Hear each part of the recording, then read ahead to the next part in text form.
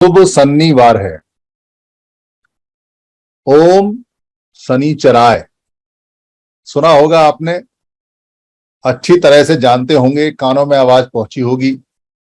और बाद में तो शनिचराय का देवता भी आ गया। ओम शनिचराय।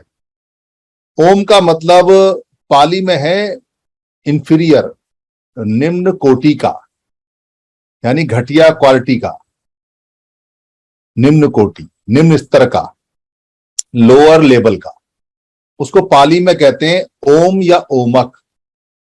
ओमक माने जिस भी शब्द में पाली में ओ लग जाता है उसका मतलब नीचे की तरफ हो जाता है, और जिस शब्द में पाली में आ लग जाता है वो ऊपर की तरफ हो जाता है। ये पाली का एक बेसिक नियम है, पर बाद में जैसे जैसे भाषाएं बनती हैं कहीं कहीं ये नियम समझ में नहीं आता, पर इसका अर्थ वही आता है निकल के। तो ओम का मतलब, शनिचराय का मतलब है निम्न कोटि का शनिचर्या। और आज शनिचर्या है तो शनिचर्या निम्न कोटि की हो गई, और इसका नामकरण हो गया कि शनिचर्या निम्न कोटि की है, निम्न स्तर की है, नीची है। तो जाहिर सी बात है कि कुछ लोगों के लिए ये जो शनिचर्या है ये ओम की जगह आम होगी, यानी कि ऊपर की तरफ होगी। ये चर्या उनके लिए उच्च कोटि की होगी, ये अच्छी होगी। क्योंकि अगर कोई आदमी ये कहता है कि ये चीज खराब है, तो कोई दूसरा आदमी उस चीज को ये भी कह सकता है कि ये उसके लिए अच्छा है। व्यवहार की बात है।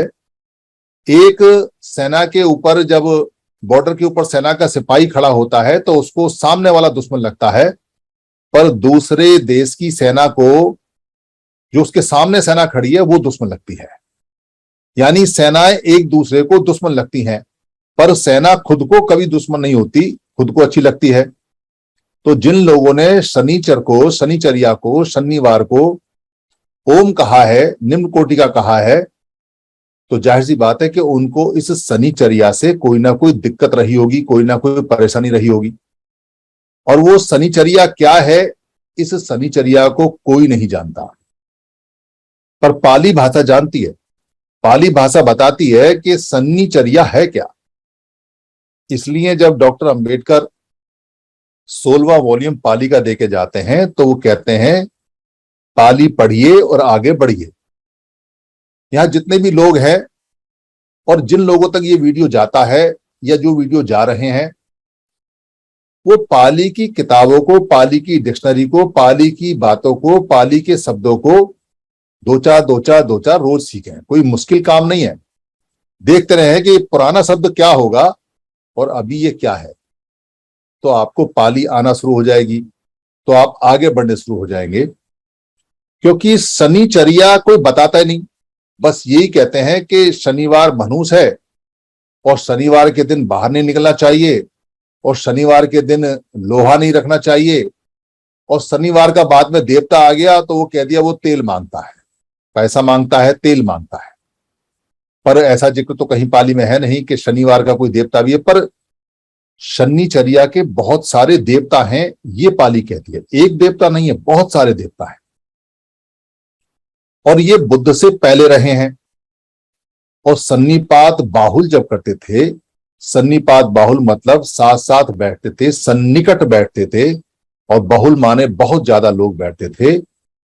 और जो ये चर्या होती थी, ये जो डेली का रूटीन होता था, ये जो हमारा रोजमर्रा का कार्यक्रम होता था, रोजमर्रा का ये हमारा नियम होता था, रोजमर्रा का रूल होता था, इसको चर्या बोलते थे। बाद में ये चर्या हो गया, क्योंकि आधार है हमारे यहाँ है नहीं, हम चर्या बोलते थे। बाद में उन लोगों ने जिन्होंने हमारी भाषा को बदला, उसमें पूरे रह को आधार कर दिया, तो चर्या कर दिया, तो शनिचर्या हो गया। फिर शनिचर्या हो गया, फिर स को भी श में बदल दिया, तो शनि से शनिचर्या हो गया। और ये शनिचर्या इतनी महत्वपूर्ण चर्या थी, जो काम हम आज कर रहे हैं, 346 लोग यहां बैठकर अब 347 हो गए। हम आपस में बैठे हुए हैं और बात कर रहे हैं। बेशक हमारे शरीर नहीं है एक साथ, पर हमारे मन और हमारी आवाजें एक साथ हैं। और हम 348 लोग आपस में बैठ के सन्निपात बहुल कर रहे हैं, सन्निचर्या कर रहे हैं, शनिचर कर रहे हैं, शनिवार का फायदा उठा रहे हैं, वार माने मौका। और ये कोई कहे कि ओम है तो उसके लिए ओम होगा जिसके लिए हमारे बैठने से नुकसान होता है, जो हमारे साथ साथ बैठने से घबराता है, जो हमारे साथ साथ बैठने से परेशान होता है, वो कहेगा कि सन्निचर्या ओम है, यानी निम्न कोटि की है। और हम तो कहेंगे कि सन्निचर्या ओम की बजाय ये बहुत उच्च कोटि की है, उच्चतम कोटि की है। तो उच्चतम कोटि की जो हमारी चर्या है, किसी के लिए निम्न कोटि की हो गई, किसी के लिए ओम हो गई और हमारे लिए आम हो गई। इसलिए हमको इस चर्या को बार बार करना चाहिए। और अपना पुराना नियम लोहा साथ रखना, मतलब तलवार रखें, भाला रखें, या जो भारतीय संविधान के अंदर जितने इंच का चाकू अलाउ है, और वो अलाउ है, लीगल है, वो संविधान में दिया हुआ है, उतना बड़ा चाकू रखें। क्यों रखें? क्योंकि सुरक्षा के लिए चाहिए। नियम है हमारा पुराना, हम कोई नया नियम नहीं बना रहे हैं। हमारे सन्निपात बाहुल में लोहा रखना शुभ होता था, रखना चाहिए। क्या पता कहाँ आम काटना पड़ जाए, कहाँ अमरूद काटना पड़ जाए, कहाँ पपीता काटना पड़ जाए, कहाँ किसी के गले की कोई रस्सी काटनी पड़ जाए, कहीं कोई जानवर फंस जाए तो उसकी रस्सी काटना पड़ जाए, कहीं कोई डंडा छीलना पड़ जाए, कहीं कोई रस्सी काटनी पड़ जाए। बहुत सारी बातें होती हैं। तो एक छोटा सा यंत्र जो पूरे जीवन में काम आता है, सब्जी भाजी काटने के, उसे रखना चाहिए। और ऐसा यंत्र जो जीवनदायी है उसको तो हमेशा रखना चाहिए और समय का इस्तेमाल करना चाहिए। वो हमारा नियम। और ये हमारा नियम 7वें दिन आता था तो 7 दिन का नियम पड़ गया और इस सन्निचर्या का इंतजार होने लगा। आज भी सन्निचर्या है। तो सन्निचर्या करते हुए हमको 2 लोग, 4 लोग, 10 लोग, 5 लोग, कस्बे में, मोहल्ले में, गांव में, शहर में, दफ्तर में, रेलवे में, बस में, ये जानकारी बढ़ाते रहना चाहिए कि समणों का जो सन्निचर्या है वो कहां पर है, कैसे है और क्या है, और इसका जिक्र करते रहना चाहिए। पर इसका जिक्र अभी ज्यादा करना चाहिए क्योंकि लोग भूल गए हैं, लोगों को याद कराने में दिक्कत आ रही है। शनिवार के शनिवार याद दिलाओगे तो बहुत टाइम लगेगा, पर रोज याद दिलाओगे कि शनिवार को मिलना है, शनिवार को जुड़ना है, तो ज्यादा फायदा रहेगा। इसलिए रोज की चर्या बना लें शनिचर्या को, और ये मान के चलें कि सारे दिन ही हमारे शनिचर्या के हैं। हमें लोगों से मिलना है, जुड़ना है, सन्निपात बाहुल करना है। तो every day is a Saturday, यानी कि सारे दिन हमारे शनिचर्या है, सारे दिन हमारे शनिवार है। अगर हम सारे दिन शनिवार मानेंगे और सारे दिन हम शनिचर्या करेंगे, सन्निपात बाहुल करेंगे, लोगों से मिलेंगे और अपना लोहे का जो शस्त्र है अमरूद काटने का उसको साथ रखेंगे, तो हमारे ज्यादा फायदा, जल्दी फायदा होगा। 7 दिन का, 1 दिन का काम 7 दिन करेंगे तो बहुत जल्दी हम करेंगे। और उस समय जो लोग बैठा करते थे शनिचर्या में, उसको संघ बोला करते थे। और सारे समण लोग बैठा करते थे तो समणों का संघ होता है। तो समण अपने संघ में बैठा करते थे, समण संघ में। कोई कह सकता है जी कि ये समण संघ कहां से लेके आए, कहां से नहीं लेके आए। भाई मैं कहीं से नहीं लेके आया, किताबें लेके आ रही हैं, किताबें बता रही हैं। यहाँ बड़े बड़े विद्वान है जो आपको रोज बता रहे हैं कि ये मैगस्थनीज की जो इंडिका है उसमें लिखा हुआ है। कटकेसर बताते हैं कि धम्पत में लिखा हुआ है। और भी जो लोग हैं वो बताते हैं पाली पढ़ पढ़ के वहां सूत्र है, वहां सूत्र है। और अगर किसी को ना समझ में आए तो इतना समझ सकता है कि बुद्ध कहते हैं कि वो जो अतीत में जितने संघ हैं और जितने अनागत, यानी अतीत माने जो बीत गए हैं जितने संघ, और अनागत माने जितने संघ हैं, ये च संघा अतीता च ये च संघा अनागता, यानी कि जो आने वाले जितने संघ हैं, और ये च संघा पचुपन्ना च ये संघा, यानी कि जो प्रति उत्पन्न संघ हो रहे हैं, उन सारे संघों को मैं वंदन करता हूं, नमामि करता हूं, उनको नमस्कार करता हूं, उनको संगे सलाम करता हूं। तो बुद्ध जैसे व्यक्ति अगर संघ को मानते हैं और कहते हैं कि पुराने संघ और जो आने वाले संघ हैं और जो संघ चल रहे हैं उन सबको नमन कर रहे हैं, तो हम कौन, हमारी क्या औकात 3 ना 13 में।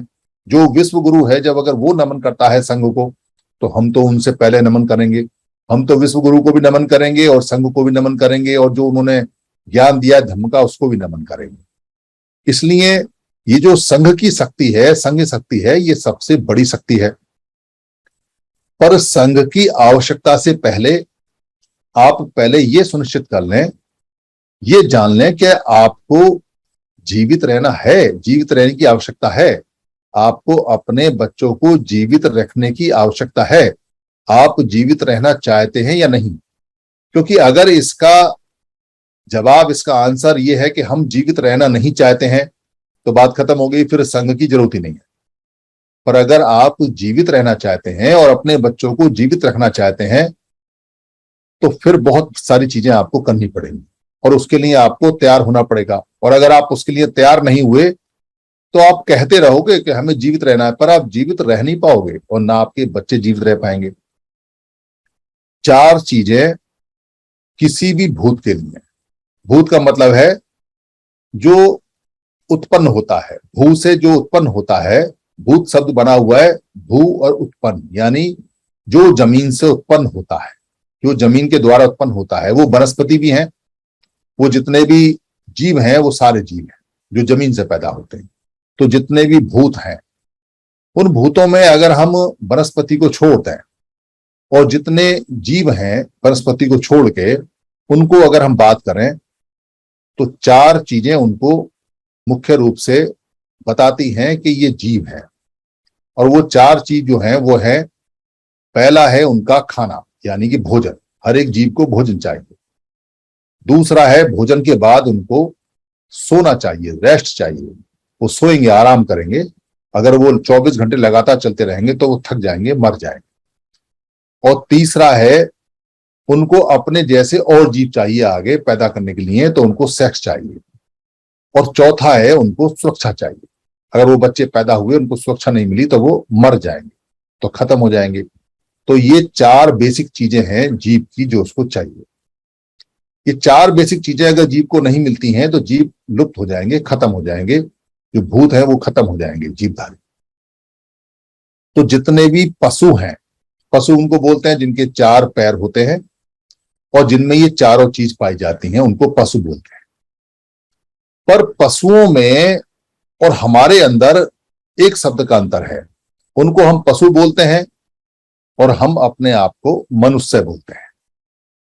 ये जो मनुष्य शब्द हमको पशु से अलग करता है, इसका मतलब 4 चीजें उनके पास भी हैं, 4 चीजें हमारे पास भी हैं, पर हमारे पास एक चीज एक्स्ट्रा है।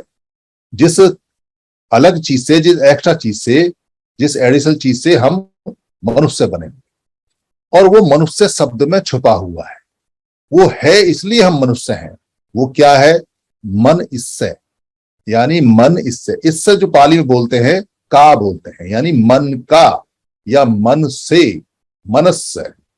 जैसे बुद्धस्य बोलते हैं ना, कि जो बोधि का है, बोधि से है, उसको बुद्धस्य बोलते हैं, बोधि का, बोधि से। ऐसे ही मनस्य बोलते हैं। इस मनस्य से मनुष्य बना हुआ है।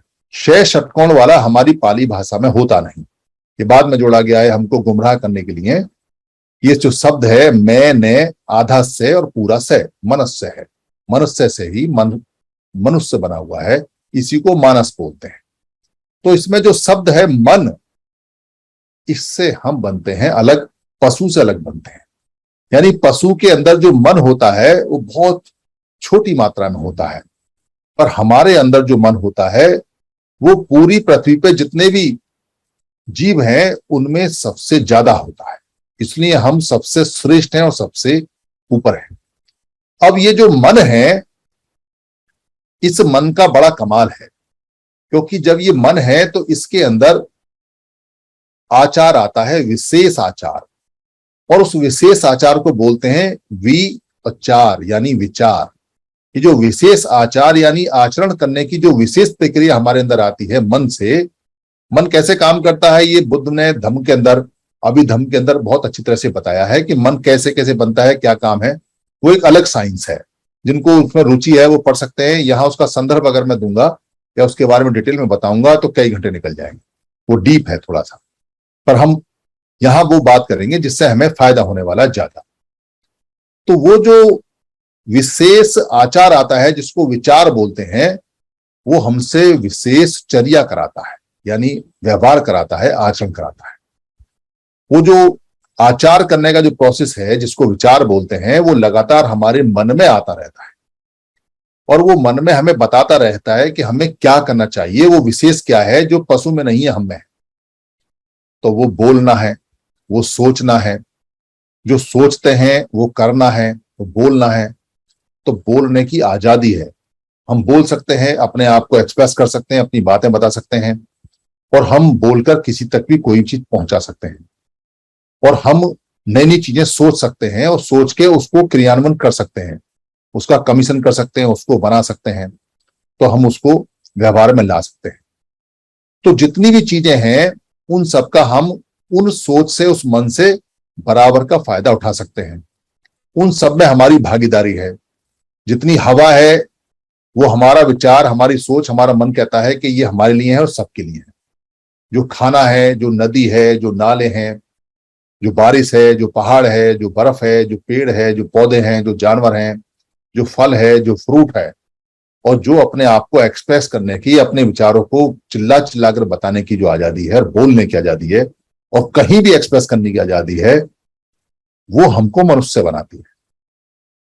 और प्रकृति में जितनी भी चीज है उन सब में सभी मनुष्य का बराबर का हिस्सा है।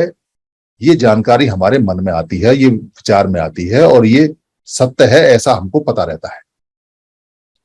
अब समस्या ये है कि जो इस जानकारी का, इस मन का हम उपयोग धड़ल्ले से कर रहे हैं, आजादी से कर रहे हैं, तो कुछ लोग इसका उपयोग नहीं करने देंगे आपको, और वो कहेंगे कि नहीं, हवा आपके लिए नहीं है, पानी आपके लिए नहीं है, ये जो चावदार तालाब का पानी है ये डॉक्टर अंबेडकर आपके लिए नहीं है।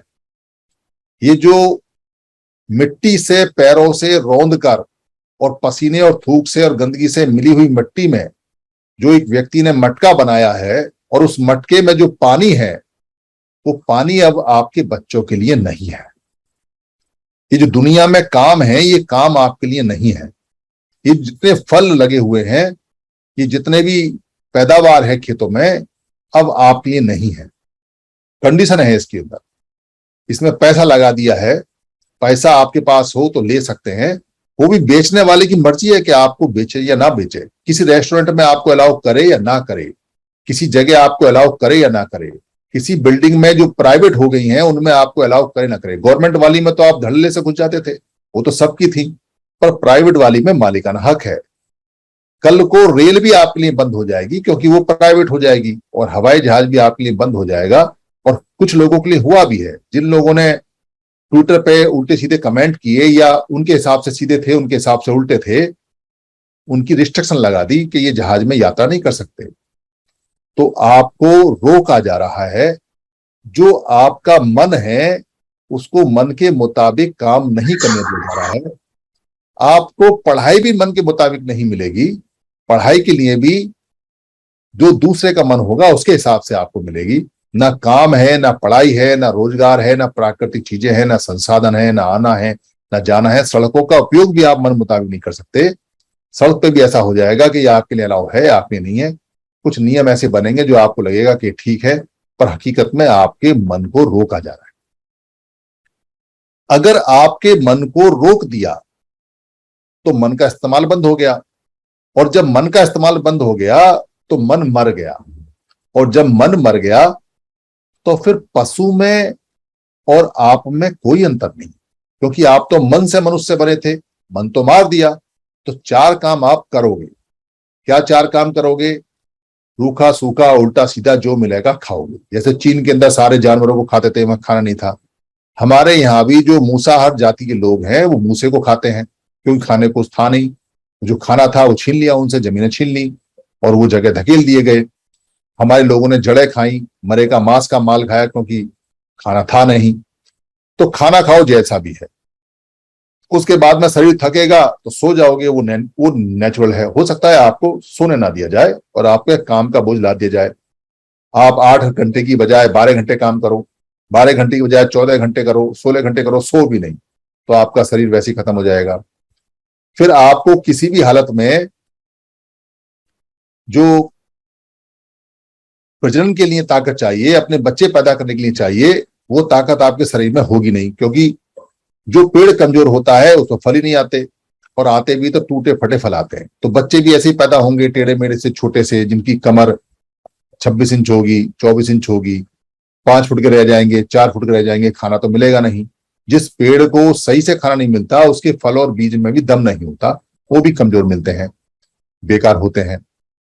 और जो आपको सुरक्षा है, यानी जीवन की सुरक्षा है, वो आपकी खत्म हो जाएगी। क्योंकि सुरक्षा के लिए जो आज के समय मानक हैं हमारे लिए, वो अस्पताल है। अस्पताल में हमको सुरक्षा मिलती है, दवाई मिलती है, तो शरीर हमारा सुरक्षित रहता है। वो आपको मिलेंगी नहीं, क्योंकि वो तो प्राइवेट हो गए, सारे सारे महंगे हो गए, पैसा है नहीं आपके पास में। आपकी कोई न्यायालय में सुनेगा नहीं, आपका कोई पुलिस वाला सुनेगा नहीं, दफ्तरों में आपकी पहुंच है नहीं, आपके लोग होंगे नहीं, और आप सारे के सारे बिखरे हुए हैं, यानी हम सारे के सारे बिखरे हुए हैं। तो बिखरे लोग इकट्ठे नहीं होते तो सुरक्षा वैसे भी खत्म हो जाती है, तो सुरक्षा होगी नहीं। तो मन मरते ही पशु में और एक जो मानव है, ह्यूमन है, उसमें कोई अंतर नहीं रह जाता। वो बेशक उसकी शकल मानव जैसी दिखाई देगी, बेशक वो मानव जैसा दिखाई देगा, पर उसके क्रियाकलाप, उसके सारे काम पशु जैसे ही होंगे, बल्कि पशु से भी बदतर होंगे। क्योंकि पशु के अंदर एक दो गुण ऐसे होते हैं, उनके अंदर चेतना नहीं होती, उनके अंदर मन नहीं होता, तो वो सोच नहीं पाते, इसलिए वो टेंशन में नहीं रहते, इसलिए उनके ब्लड प्रेशर ऊपर नीचे नहीं रहते, इसलिए वो बिल्कुल नॉर्मल रहते हैं। पर आपके अंदर मन की जो चेतना होगी वो आपको टेंशन में ले आएगी, तो आपको 50 बीमारी होंगी, जल्दी आप यहां से खिसक लोगे और खत्म हो जाओगे। इसको इनडायरेक्ट तरीके से किलिंग बोलते हैं। ये जो इनडायरेक्ट किलिंग है, इसका तरीका बचने का सभी लोगों ने, जितने महापुरुषों ने, उन्होंने एक ही आजमाया और एक ही बताया, और वो बताया इकट्ठे हो जाए। यहां जो लोग जितने नए आए हुए हैं, वो ये जान लें कि हम यहाँ कंसेप्ट में सिर्फ एक बात बताते हैं, जुड़ेंगे तो जीतेंगे। जो जुड़े हैं वो जीते हैं। जिद जुड़ने की है, जब जब जुड़े हैं तब तब जीते हैं। जो जुड़े हैं वो जिंदा रहे हैं, जो नहीं जुड़े हैं वो मारे गए हैं। ये हमारी टैग लाइन है जो चलती है, क्योंकि जुड़ेंगे जीतेंगे, जिद जुड़ने की, जुड़ो और जीतो। ये सारा काम जुड़ने और जोड़ने का है, इसके अलावा हमारे पास में और कोई काम ही नहीं है। सबसे बड़ा काम हमने उठाया हुआ है, और वो ये है कि हमको जुड़ना है और जीतना है, जुड़ना है और जिंदा रहना है, और जिद है जिंदा रहने की, और जिद है जुड़ने की। इसलिए ये जितनी कवायद यहां हो रही है, और जो लगातार सब लोग मेहनत कर रहे हैं, और लगातार मीटिंग पे मीटिंग पे मीटिंग हो रही है, संगति पे संगति हो रही है, और यहां लोग आ रहे हैं, वो ये सोच लें और वो अच्छी तरह से समझ लें कि जिंदा रहना है या नहीं, अस्तित्व का खतरा है, बच्चों को जिंदा रखना है या नहीं। और खाली अगर इसी को जिंदा रहना समझते हो कि कहीं रूखी सूखी खाना मिल गया, जो मिला खा लिया और जाके सो गए, और कमजोर से टेढ़े मेढ़े से कम दिमाग के बच्चे पैदा कर लिए, क्योंकि विटामिन और प्रोटीन की कमी से बच्चे बीमार पैदा होते हैं। वो अच्छे मस्तिष्क वाले पैदा नहीं होते, अच्छे ब्रेन वाले पैदा नहीं होते, ना अच्छे शरीर वाले पैदा होते। और सुरक्षा कहीं है नहीं, और ऐसा ही रहना है तो मजे से सो जाके, कोई चिंता नहीं है।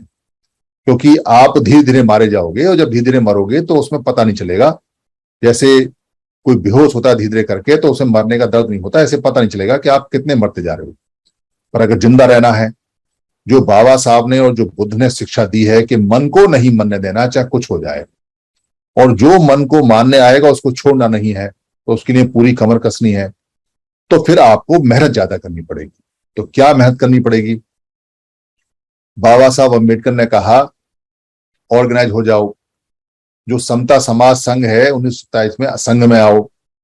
बुद्ध ने कहा, संघं शरणं गच्छामि, संघ में आओ। बाबा साहब ने कहा कि जो इकट्ठे होकर आएंगे संविधान उनको अधिकार देगा। और प्रकृति ने कहा कि जो इकट्ठे होकर रहते हैं मैं उनका कुछ नहीं बिगाड़ सकती। यानी प्रकृति कितनी भी पावरफुल है, कितनी शक्तिशाली है, पर वो ये कहती है कि जो इकट्ठे होके आते हैं मैं उनको और ताकत देती हूं, और जो अलग अलग होके आते हैं मैं उनको मार देती हूं। ये प्रकृति का नियम है। इसलिए प्रकृति में से वो जानवर विलुप्त हो गए जो अलग घूमते थे, समुद्र में से वो जीव गुप्त विलुप्त हो गए जो अलग अलग घूमते थे, चिड़ियाएं वो विलुप्त हो गई जो अकेले अकेले घूमती थी। पर जो झुंड में घूमती हैं चिड़ियाएं, जो मछलियां झुंड में तैरती हैं, जो जितने भी जानवर झुंड में रहते हैं, या जो वनस्पति पेड़ पौधे झुंड में रहते हैं, वो बढ़ रहे हैं, वो जीवित हैं। यानी ये प्राकृतिक नियम है कि जिंदा रहना है तो झुंड में रहना है। झुंड हमेशा जिंदा रहता है, झुंड हमेशा बढ़ता है। कितनी भी आफत आ जाए, झुंड का छोटा मोटा नुकसान हो सकता है बाहरी, पर झुंड अंदर से सुरक्षित रहते हैं। इसलिए झुंड में आना है। और झुंड को जो पाली भाषा में बड़ा अच्छा नाम दिया हुआ है संघ, तो संघ में आना है। तो यहाँ जो नए लोग आए हैं वो कह सकते हैं कि हम तो रहते हैं संगठन में, हमारे तो बहुत सारे संगठन हैं, हम तो संगठन में रहते हैं, हमारा इतना बड़ा संगठन, हमारा उतना बड़ा संगठन। तो अगर वो ध्यान से देखेंगे तो जिस भी संगठन में कोई नया आदमी यहाँ रहता है वो ये पाएगा कि ऐसे संगठन तो हजारों हैं और उनकी संख्या 29 लाख है। कोई कहे कि समाज के कार्य के सामाजिक संगठन में वो काम करता है तो सामाजिक संगठनों की बाढ़ है, उसको नाम भी नहीं पता होगा, क्योंकि केरल में कितने संगठन है, तमिलनाडु में कितने संगठन है, वो सब अलग अलग काम करते हैं। इंडिया में जितने संगठन है वो सब अलग अलग काम करते हैं। कोई कहेगा कि मैं बिजनेस के संगठन में काम करता हूं, व्यापार के संगठन में हूं, तो व्यापार के संगठन, वैसे तो व्यापारी बहुत कम है पर उनके भी अलग अलग संगठन है। कोई कहेगा कि मैं तो सरकारी कर्मचारियों के संगठन में हूं, सेफ हूं, तो सरकारी कर्मचारियों के बहुत सारे संगठन है, एक एक डिपार्टमेंट में चार चार संगठन है और आपस में लड़ रहे हैं। और वो हमको क्या बचाएंगे, वो खुद अपनी नौकरी नहीं बचा पाए, अपना डिपार्टमेंट नहीं बचा पाए, तो उन संगठनों से कोई लाभ है नहीं। कोई कह सकता है कि मैं तो धम्म के संगठन में रहता हूं, भगवान बुद्ध की कृपा मेरे ऊपर है, बाबा साहब ने कहा था।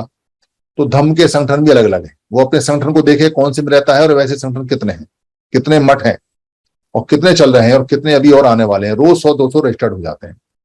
कोई कह सकता है मैं तो लड़कों के दल बल में हूं, दलित पैंथर में हूं या समता सैनिक दल में हूं या जो भीम सेना है उसमें हूं या भीम आर्मी हूं उसमें हूं, कह सकता है।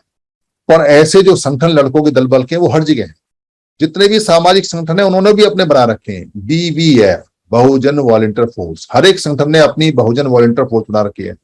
लड़कों के अलग अलग संगठन है, कोई शक्ति के नाम से, कोई दल के नाम से, पर उनसे भी कहीं कुछ होने वाला नहीं है।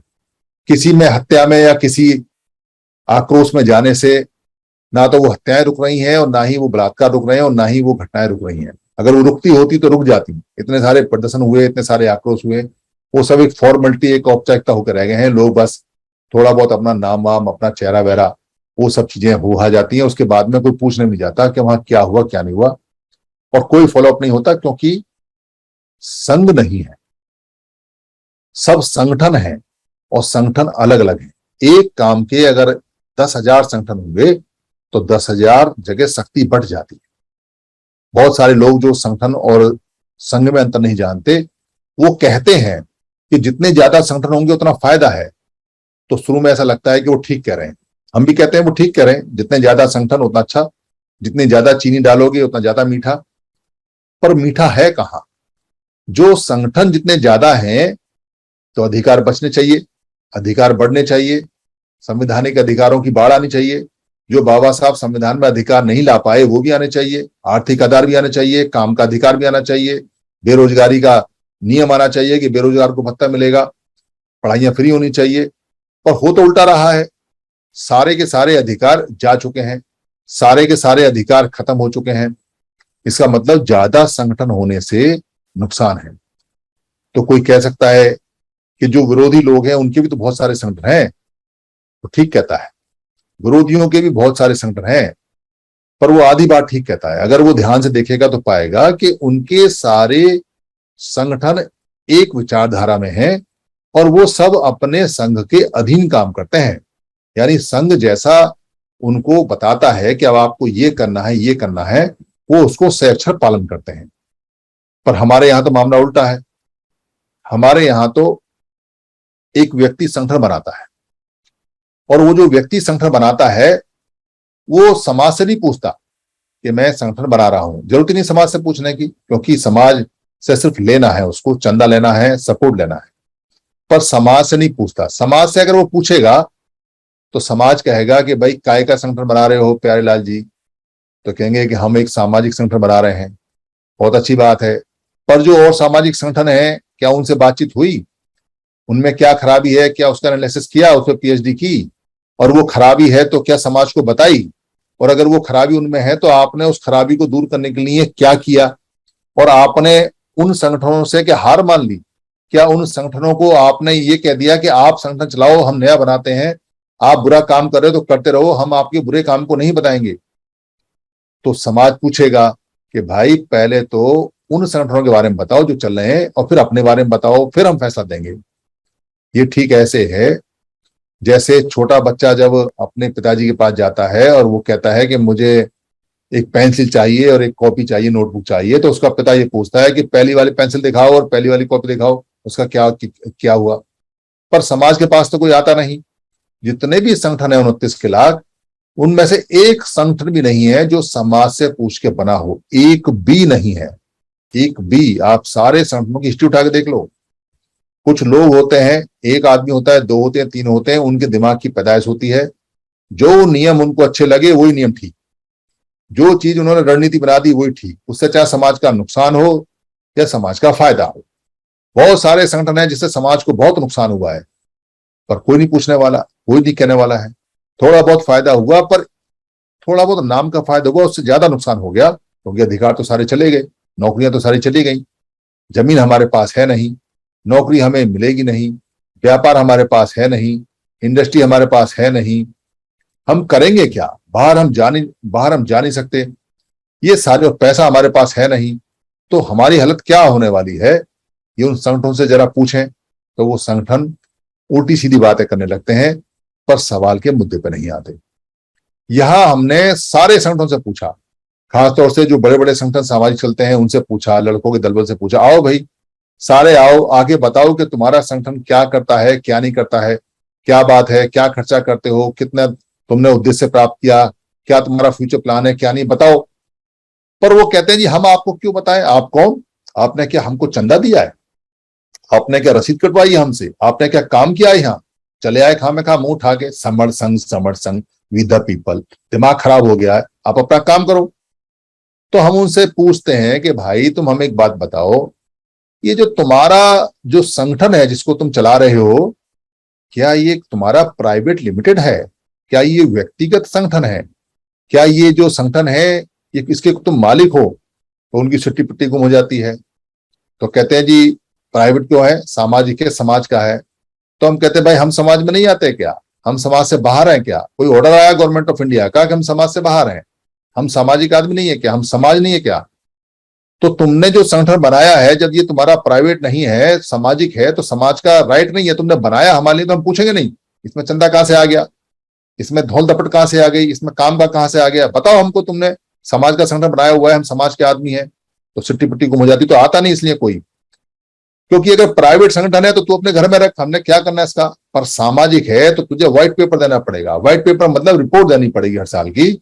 हम पीछे का भी पूछेंगे कि तूने पीछे जो पैसा लिया था उसका क्या किया, उसमें पीछे जो उद्देश्य बताया था उसका क्या हुआ। हर बार नोटंकी करता है, 2008 में ये करेंगे, 2009 में ये करेंगे, 2007 में ये करेंगे, 2011 में ये करेंगे। तेरे 9, 7, 11, 14, 15 ही खत्म नहीं होते और हम यहाँ बच्चों की लाशें बिस्ती जा रही हैं। तो इसलिए यहाँ कोई आता नहीं। हम तो पूछते हैं, पर कोई बात नहीं। अगर कोई यहाँ नहीं आता है तो हम चलेंगे ना उनके दरबार तक। हम वीडियो बना के पूछेंगे, हम व्हाट्सएप पे पूछेंगे, हम फेसबुक पे पूछेंगे, हम ईमेल से पूछेंगे, हम जीमेल से पूछेंगे, हम टीमेल से पूछेंगे, पर पूछ के मानेंगे। पोस्टर से पूछेंगे, अखबार से पूछेंगे, किताब से पूछेंगे, फोन करके पूछेंगे, बता क्या कर रहा है, या तो उसको बंद कर दे। अगर ये प्राइवेट है और ये अगर सामाजिक है तो रिपोर्ट दे, पिछली भी दे और अब भी दे। तो आपको जान के हैरानी होगी कि भारत के 29 लाख संगठनों ने आज तक भी एक भी रिपोर्ट प्रकाशित नहीं की है। एक रिपोर्ट नहीं आई किसी की समाज के लिए कि हमारा ये काम हुआ और ये हुआ, हम इसमें इतने फेल हुए, इतने पास हुए, या इसमें इतने परसेंट हुआ, इतने, एक रिपोर्ट नहीं आई। और रिपोर्ट की तो बात छोड़ो, जो पैसा वो लेते हैं उस पैसे का कोई फ्यूचर खर्चे का प्लान नहीं आया। इतना अगर कोई बड़ा बड़ा संगठन है जो दावा करता है कि इतने स्टेट में इतने आदमी, तो भाई तू अकेला चला रहा है क्या? तेरे पास में सिस्टम नहीं है जो तू लोगों को बताए कि मैं इस साल में इस पैसे से इस काम से ये करूंगा। सबका मन का मालिक है, सबकी मर्जी की मालिक चल रही है, जो कह दिया सो नियम। पर संघ में नहीं होता है ऐसा। संघ में व्यक्ति का अहमियत ही नहीं। कौन व्यक्ति, कैसा व्यक्ति, आओ और माओ और मर जाओ, काम करो आओ और मर जाओ। पुराने समय में जो बुद्ध से पहले संघ था, समर संघ था, उस समर संघ का जो काम करने वाले जितने लोग थे वो पट्टाक थे, उनके किसी का नाम को पता नहीं। कौन नाम? संघ में कोई अध्यक्ष पदक्ष तो होता ही नहीं, ना ही कोई प्रधान होता, पर जो व्यक्ति काम करते हैं उनके नाम का भी नहीं पता। तो बुद्ध ने तो भिक्खु संघ बनाया था, बाकी समर संघ तो सभी का है। तो बुद्ध के भी नाम खत्म हो गए। सिद्धार्थ गौतम नाम था उनका। अगर कोई कहता तो ये कहता सिद्धार्थ गौतम भिक्खु संघ के मालिक। पर वहां तो सिद्धत्व गौतम है नहीं, वो तो बुद्ध हो गए।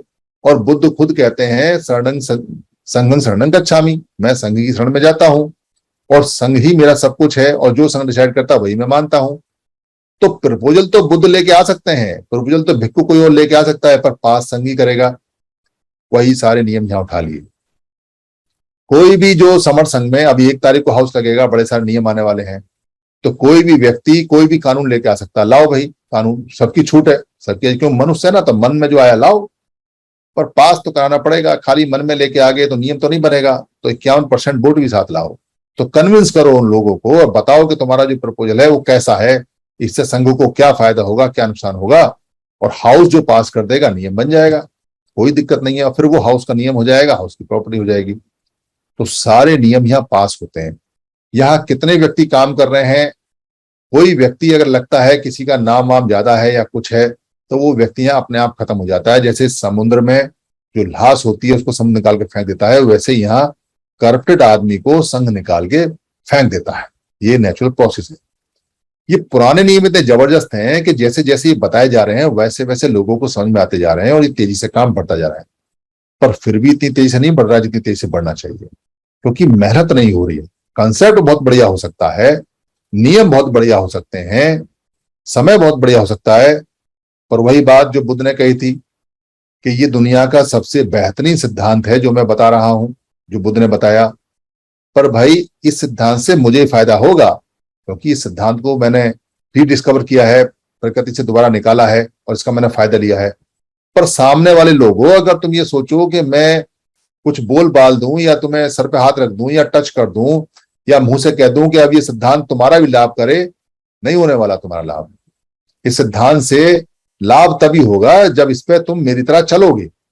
इसलिए हर एक व्यक्ति को बुद्ध की तरह चलना पड़ा तो काम हुआ।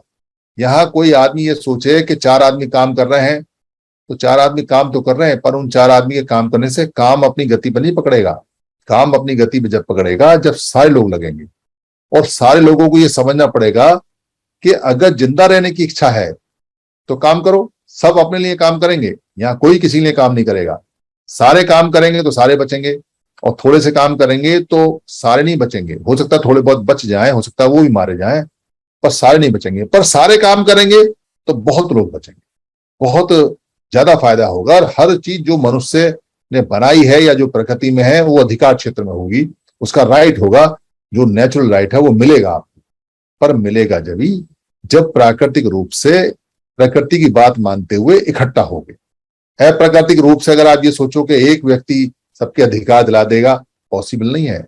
बाबा साहब को ने भी अधिकार तभी दिला पाए जब उन्होंने लोग इकट्ठे किए और लोगों का संघ बनाया, और उसके बाद में गवर्नमेंट ने उनको रिकॉग्नाइज किया, जो इंग्लिश गवर्नमेंट थी, और फिर उनको बुलाया, फिर उनको पद दी, फिर उनको पोजीशन दी, फिर उनको राइट्स दिए कि तुम ये काम करो। फिर उन्होंने राइट बनाए और उन्हीं राइट के आधार पर फिर उनको और बड़े राइट मिले, जिसकी वजह से उन्होंने संविधान जैसी चीज बनाई। तो उन्होंने भी मेहनत की है, ऐसे नहीं थाली में रख के आगे। पढ़े लिखे तो वो बहुत थे, वो तो उनकी क्वालिटी थी, पर संघ पीछे ना होता तो उनको राइट नहीं मिलते, क्योंकि बाकी लोग विरोध कर जाते। और यही कारण था कि वो संघ के कारण जीते, और यही बात उन्होंने संविधान में लिखी। और यही बात बुद्ध कहते हैं जो उन्होंने अपने संविधान में लिखी, संघे शक्ति, संघ में शक्ति होती है। इसलिए संघ को दिखाने के लिए, प्रदर्शित करने के लिए हम मिलते हैं आपस में। कल हमारी बहुत बड़ी संगति है जो महिलाओं की संगति है, उसको महिलाएं चलाएंगी, महिला कंडक्ट करेंगी, महिला बातचीत करेंगी। यूं उसमें नर भी बोलेंगे, खाली ऐसी नहीं, नारी बोलेंगी, नर भी बोलेंगे। खाली ये नहीं है कि फीमेल डोमिनेंट ही होगी, पर काम सारा महिलाएं देखेंगी। पीछे सारे नर खड़े होंगे और सब परिवार के साथ आएंगे। वो गुड़गांव में होगी, जो लोग गुड़गांव जा सकते हैं वो गढ़ गंगा पे होगी, गढ़ मुक्तेश्वर में होगी सुबह 10 बजे। जो लोग गढ़ मुक्तेश्वर में जा सकते हैं, गंगा किनारे है, वो एक रिजॉर्ट के अंदर है, एक बैंक हॉल के अंदर है। अपना अपना खाना लेके जाएं, अपना रोटी, जैसा हमारा नियम है, अपनी रोटी लेके जाएं। आसन ले जाने की जरूरत नहीं है, आसन वहां मिलेगा। तो संगति में सब लोगों से मिले जुले, क्योंकि मिलने जुलने में ताकत है, मिलने जुलने में संघ में शक्ति बढ़ती है। तो वहां से कुछ शक्ति देंगे तो ज्यादा शक्ति वापस लेके आएंगे, तो शक्ति का एहसास होगा, तो शक्ति वहां मिलेगी, तो वहां जाना चाहिए। उसके बाद हमारी एक बहुत इंपॉर्टेंट मीटिंग आ रही है, जो संगति आ रही है, वो गुजरात की है। गुजरात में 23 सितंबर को जब बाबा साहब को धक्के देके उनकी पिटाई करके उनको निकाला गया था, उस जगह जाके हम बाबा साहब को सैल्यूट करेंगे और बाबा साहब ने जो संकल्प लिया था उनके उस महान संकल्प में अपना संकल्प भी जोड़ेंगे और सारे वहां संकल्प लेंगे। इसलिए गुजरात जो लोग जा सकते हैं ट्रेन से, जैसे भी है, गाड़ी से, जहाज से, वो लोग जाएं। लगभग 250 आदमियों का तो रजिस्ट्रेशन बुकिंग हो चुकी है। 250 रुपए का वहां खर्चा है, जो सुबह का नाश्ता, दोपहर का खाना और संगति का खर्चा, और शाम को जो लोग ट्रेन से आएंगे उनको पैक खाना भी मिलेगा। बहुत तैयारी कर रहे हैं और वो लोग सारे गुजरात में दौड़ रहे हैं। बहुत बढ़िया संगति रहेगी। पहली संगति है, पर पहली संगति इतनी जबरदस्त रहने वाली है वहां कि आपको देख के बड़ा अच्छा लगेगा और बहुत लोग आने वाले हैं। उसके बाद में हमारी एक और इम्पोर्टेंट संगति होने वाली है जो लखनऊ में होगी 16 अक्टूबर को। 16 अक्टूबर वाली जो हमारी संगति है उसमें एक हमें दिक्कत आ रही है, क्योंकि हमारे जो एक ज्यादा काम करने वाले डॉक्टर थे, डॉक्टर स्वामी, उनकी थोड़ी सी पोस्टिंग कहीं और हो गई है, उस वजह से वो फंसे हुए हैं। पर दिक्कत की बात नहीं है, हमारा अगर संघ का एक आदमी फंसता है तो 100 आदमी तैयार हैं। इसलिए सब लोग लखनऊ की बुकिंग करा लें। जो लोग बस से जाएंगे बस से, जो लोग कार से। अच्छा तो ये रहे कि एक एक जगह से बस बुक करा लें, और मिनी बस कर लें या वैसी बस कर लें, वो सस्ती पड़ती है। वहां अपना जो प्रेरणा स्थल वगैरह है वो भी देखाएं, और वो बढ़िया रिजॉर्ट्स के अंदर है, वो चांसलर क्लब के अंदर है। चांसलर क्लब बड़ा फेमस क्लब है, वहां का वातावरण बहुत अच्छा है। और वो संगति अक्टूबर में होगी, और अक्टूबर में जब होगी तो वो फेस्टिवल टाइम होगा। उस समय आप अपनी गाड़ी, क्योंकि जो 400-500 किलोमीटर तक के दायरे में, वो तो गाड़ी शेयरिंग बेसिस पे लेकर सुबह निकल जाएंगे, 4 बजे का निकल जाएंगे तो 6-7 घंटे में पहुंच जाएंगे, और शाम को वापस भी आ सकते हैं। जो ट्रेन से आ सकते हैं वो ट्रेन से। और सबसे बेहतर रहेगा कि लोग अपनी मिनी बस या बस बुक करा लें। एक टूर हो जाएगा, एक सबका साथ मिलने का, गाने बजाने का हो जाएगा, सब मिलेंगे वहां पे, और वो संगति शानदार संगति रहेगी। लगभग 2000 लोग वहां पहुंचेंगे। और बहुत सारी संगति आ रही हैं। 1000 की जो संगति है वो बहादुरगढ़ में होने वाली है, और वो संकिसा की संगति है जो 13-14 नवंबर की है, वो 2 दिन की है। वो बहुत गजब की रहने वाली है, क्योंकि बुधवार सारे जो बाहर के लोगों के, विदेशी लोगों के, उनमें हम ठहरेंगे, वही संगति है। वो बहुत गजब की रहेगी, वो संगति बड़ी लाजवाब रहेगी। इसके बाद जो संगतियां चलने वाली हैं वो धीरे धीरे मासिक संगति हैं। मुरादाबाद की आने वाली है, अमरोहा की आने वाली है, बुलंदशहर की आने वाली है। इसके अलावा और भी संगतियां, मुझे नाम याद नहीं, क्योंकि संगति के जो इंचार्ज हैं और जो देखभाल कर रहे हैं वो योगेंद्र सर कर रहे हैं। और सबसे बड़ी जो संगति है वो दिल्ली की आने वाली है, जो फरवरी में आएगी। उसकी तैयारी चल रही है। अगर जैसी जगह बुक होगी, कंफर्म होगी, उसकी डेट बता दी जाएगी क्या है क्या नहीं है। इसलिए जोड़ने में बिल्कुल भी आलस ना करें, क्योंकि अगर आपने आलस किया तो हम मारे जाएंगे, बचेंगे नहीं। पैसा भी खर्च होगा, पैसा खर्च करना चाहिए। बाबा साहब ने कहा था कि 5% अपने टैलेंट का, रिसोर्स का देना है, तो अपने टाइम का भी देना है। तो आप अपना पैसा अपने ऊपर खर्च कर रहे हैं, क्योंकि संघ तो पैसा लेता नहीं, पर आने जाने का तो खुद ही खर्च करना पड़ेगा, क्योंकि संघ में कुछ ऐसा है नहीं। इसलिए जो जितनी जल्दी जुड़ेंगे और जो लोग जितनी जल्दी जाएंगे और जो लोग इस बात को जितनी जल्दी समझ लेंगे, वो अपने बच्चों को और अपने पड़ोसियों के बच्चों को उतनी जल्दी बचा लेंगे। और अगर नहीं बात को समझेंगे और नहीं जाएंगे तो मरना निश्चित है। और जो मौत है वो वैसी मौत नहीं होगी, वो मौत होगी कि आपके मन को मारा जाएगा। आपको प्राकृतिक चीजों से और जो मनुष्य की बनाई हुई चीजें हैं, मैन मेड चीजें हैं, उनसे दूर रखा जाएगा। आप देखते रहोगे, आपके बच्चे और आपके मन में कुड़ते रहेंगे। आपके पास ना पैसा होगा, ना दवाई होगी, ना खाना होगा, ना घर होगा, ना पानी होगा, ना अच्छी चीजें होंगी। फिर आपके बच्चे वैसे ही मरेंगे जैसे मटके के छूने पे एक हमारा छोटा बच्चा मार दिया। इसलिए जिंदा रहने की अगर जिद है तो लग जाइए। समर संघ से बेहतर कोई विकल्प अब तक है नहीं, और अगर समर संघ से बेहतर कोई विकल्प आएगा तो आप यकीन मानिए कि समर संघ उसको एक्सेप्ट करने में और उसके साथ जाने में या उसको अडॉप्ट करने में 1 सेकंड की देर नहीं लगाएगा। हमें सिर्फ हाउस में लाना होता है। हाउस अगर सोचेगा, समझेगा, 1 मिनट में पास कर देंगे। यही समर संघ की सबसे बड़ी खास बात है। इसलिए समर संघ हमेशा जीतता है। जिद हमारी जिंदा रहने की है, और इसीलिए समर संघ को हमेशा सलाम है, सैल्यूट है। संघं नमामि। जय भीम, नमो बुद्धाय। धन्यवाद।